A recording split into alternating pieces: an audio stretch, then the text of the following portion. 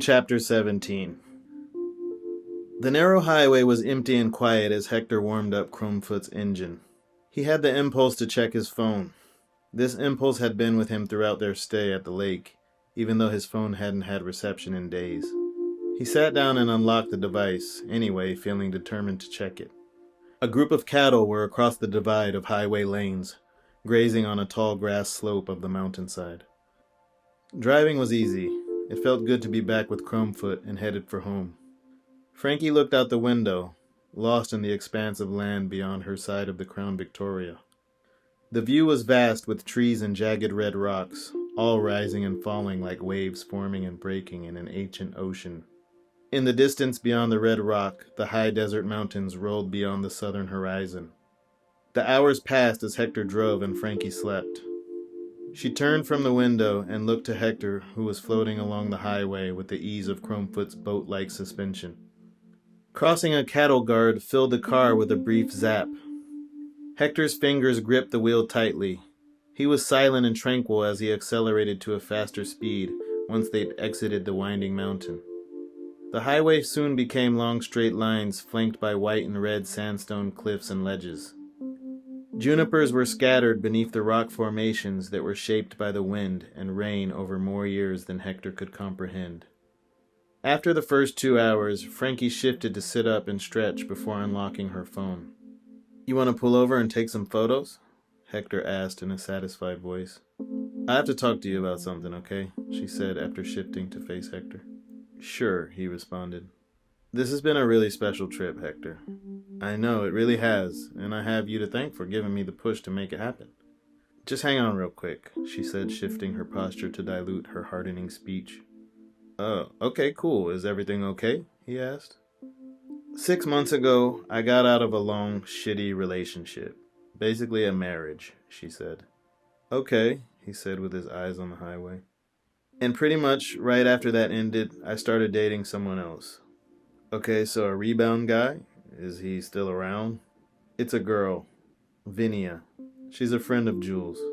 "So you started seeing a friend of Jules. Hold on, when?" "It's hard to say, but probably around 2 months before I met you," she confirmed with growing impatience. "Got it," he replied. "So then what?" "I just needed to tell you there's been some overlap with Vinia and you." "What's up?" he replied as the steering wheel lurched under the tightening grip of his fingers. I didn't stop to let it sink in, but getting out of that long relationship and going directly into something new just created a lot of chaos. "Okay," he said, repeating the phrase in the same way he'd said it moments before. "For how long? Wait, with who? What the fuck? Why are you telling me this right now?" "Because you need to know, and this is the best time. It's the best time, the only time, really. Because I've been trying to tell you this for days now." "But you couldn't?" "No. If I could have, I would have told you, but I couldn't, okay?" "Jesus, how recent are we talking here? Why are you telling me this? I would have been able to understand, but to tell me this today? Like today? After the last 48 hours and everything that's happened? Can you please understand that I'm telling you this now because of the last 48 hours? And because this is the first time that it's felt right?" "If you say so, Frankie," he replied. "This trip has been too good, and I can't do this whole drive after what we've just experienced together without saying something. Sorry, no way, asshole." "Let's not forget who the asshole is here, friend," he snapped with his eyes on the highway. "Well, that's what it is. The Vinia thing is done, it's been done, and I ended it, because I met you," she replied, incredulous. "Things just aren't cut and dry, and you should know that by now." Hector remained silent with his eyes on the road. Frankie rolled back toward the window and attempted to fall back asleep, despite her heartbeat. Another hour passed. Hector drove faster now with his eyes locked on the horizon. He'd forgotten to turn the radio back on. Frankie's news and their silence under the sound of the wind resistance around the car felt like a bad memory in the making. They passed through a handful of 5-minute towns where patrol cars lurked in the shadows. His phone began to vibrate in his pocket. He thought to check the incoming texts, but then opted to wait, knowing that although his phone could now receive messages, it didn't have a strong enough signal to send responses. But the phone continued to buzz repeatedly. Hector looked to Frankie, who was fake sleeping across the center console. Once out of his pocket, the phone greeted him with multiple voice messages from Wonder Scott and 5 texts from Renee Vasquez. In addition to Renee's texts, he had also left some voicemails. Hector attempted to reach Renee with a phone call first, but after several attempts, it was clear that the signal was too weak. He attempted to calm the anxious feelings emerging in his head, and then he acquiesced, checking the text from Renee. Message 1. Hey, pick up the phone. People are pulling up to the house unloading chairs. Let me know. Hope the trip is good. Message 2. Did you forget to tell me something? They're asking me questions about where to set up. I showed them the stock room and I'm helping these dudes out. Hit me back. Message 3. Just talked to some dude, Rob. Says he knows you. They're relocating a 4th of July event here for tonight. Call me. Message 4. They think I'm filling in for you. Me and Melissa had plans. I got you for this, but you owe me big time as fuck. Message 5. Just spoke to Wonder on one of these dudes' phones. We good, puto. He thought to call Wonder, but he opted to avoid her messages until he got to a location with reception. Hypotheticals ran wild in his head. There was nothing to do but stare down the open road as his imagination invented scenarios of getting yelled at, fired, publicly shamed, and thrown out. His stomach tightened more with each new idea.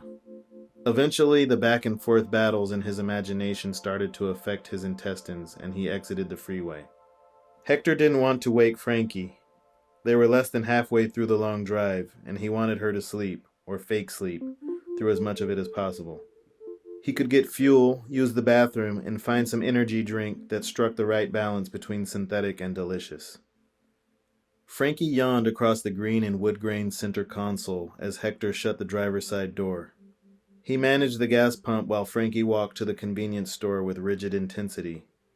She wandered the aisles in search of a bag of chips and then stopped to decide between a stale gas station donut or some kind of sour candy. After filling up, Hector walked inside to the self-serve coffee station. It was too early for his stomach to take on the power of an energy drink. The coffee began to scald his fingers through the 16-ounce foam cup, so he placed it on a shelf by an assortment of party mixes to allow it to cool. He saw Frankie returning from an odyssey to the restroom and made his way to the men's room once she was a safe distance away. They locked eyes long enough for Frankie to gesture that she would wait for him outside by the car. The gas station restroom was clean, and he did have success with shitting. It reinvigorated his will to get home, but his anger with the Frankie situation was now replaced by fears of what had happened with Renee Vasquez, if Wonder would be terminating his residency. An automatic hand dryer hung beside a paper towel dispenser. He was grateful for the paper towel option. The bolt lock on the door looked sanitary, but his careful neurosis was stubborn, and he used a paper towel to unbolt the door. A rack of trail mix caught his attention as he exited the hallway to pick up his coffee, which felt just as hot as it had been when he put it down. He perused the lower shelves for a suitable party mix that would come in handy at some point later in the drive. "How you doing today, buddy?" A man greeted the cashier as he walked through the glass double doors. "Oh, you know me, just living the dream," the young man at the register replied. "Another day in paradise, right?" the man joked before they both forced a laugh. "Did you see that little señorita walking out there?" The cashier nodded as the man squared up to the self-serve coffee station. "Well, I'll tell you what. Now you know I can't stand these Mexicans or whatever they are moving into this good city. But that little señorita out there, I wouldn't mind running her through a few times if I knew she wasn't going to make my babies brown," he announced with a chuckling grin. "The coffee's fresh back there, Rusty," the cashier said uncomfortably. "That's why they keep you around, ain't it?" Hector felt a tide of nausea overcome his body, and his lungs seized as his pulse began to jump in anticipation of what he'd do next. He felt a tide in him shift from nausea to dizzy anger as an uncontrollable energy overtook him. Rusty was so focused on his vanilla creamer at the coffee station that he didn't notice Hector approaching him at a nervous pace.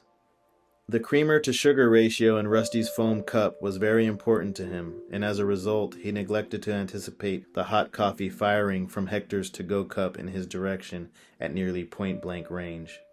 With the coffee burning the right side of Rusty's face, he could hardly differentiate between the shock from the hot liquid and Hector's accurately placed left hook that sent him tumbling backwards into a mess on the slick floor. The jog out the double doors to the car was a blur, and Hector did his best to appear calm. As he turned left at the highway on-ramp, he realized he'd lost his bucket cap at some point during the coffee action. "What the hell just happened?" Frankie demanded as Hector wiped coffee from his neck and arms. "Did you see that younger dude walking into the store back there?" "Yeah, he looked me up and down, and I wanted to strangle him. Well, I punched him in the face pretty good after I threw some hot coffee at him." "What?" she exclaimed. "Shut the fuck up," she said, halfway laughing. "Yeah, and that's why we're driving this fast right now," he replied as the speedometer hovered above 100 miles per hour. "You think they'll call the police? Oh God, you're going to get us killed out here," Frankie said as her excitement turned to fear. "It's okay, he's not going to call the police. He's a coward, I saw it in his eyes." "What the hell did he say?" Hector's eyes scanned the road ahead before checking each of Chromefoot's mirrors for patrol cars. "He said he'd love to run you through a couple times if he knew you wouldn't make his babies brown." "Fuck him!" The words repeated aloud created a sickening atmosphere within the car. Frankie rolled down the windows. "I love you," Hector said, shifting his eyes from the rearview mirror toward her. Frankie extended her neck across the center console to kiss him and reached to hold his hand that was now gripping her thigh. The Crown Victoria was beginning its descent into the sprawl of North Las Vegas when Hector's phone buzzed with a call from Wonder. As the phone continued to ring, he couldn't muster the will to avoid the situation any longer. "We have got to talk. Will you be back at the house tomorrow?" "Hey, Wonder, I should be back late tonight." Frankie turned from the passenger side window that was now filling with the casinos and sprawl of the old Vegas Strip. Hector looked at her with wide eyes in panic, but she could not discern anything beyond that. "Your friend Renee saved your ass," Wonder said through hard chews on her mint gum.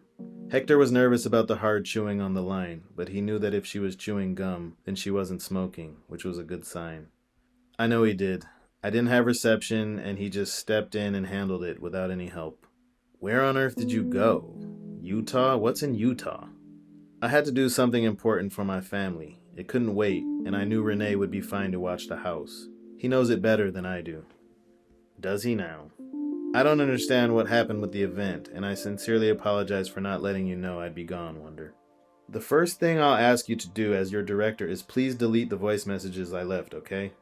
I was upset, and I'd rather you not listen to them if you haven't already."